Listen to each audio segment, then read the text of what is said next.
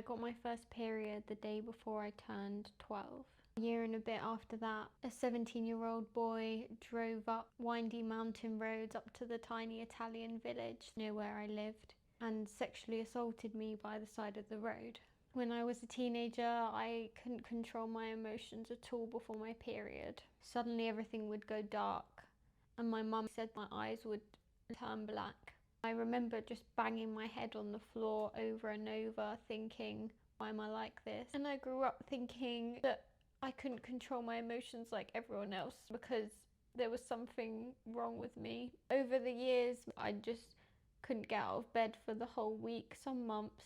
And my mum would watch me because she was worried I would try and take my own life. And I remember telling her, I can't do this anymore, Mum.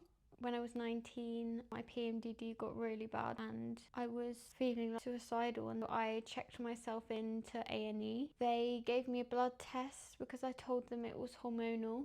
They said the blood test was fine. They sent me to see a psychiatrist who sent me home with a bunch of leaflets about mental health and sleep. And I remember walking out of the hospital thinking, no one's going to help me, and seeing a sign saying the hospital was voted outstanding.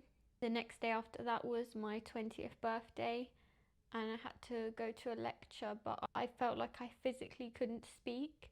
So I got a red marker pen and just wrote on a random piece of paper, "Stop ignoring female hormones." I walked around my campus just holding this sign.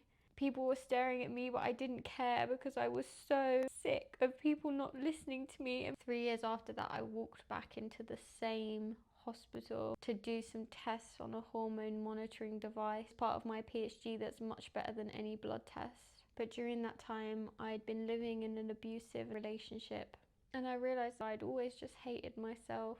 And I desperately sought male validation as a protective mechanism. One of my friends trained to do a technique and helped me rebuild my self-worth completely.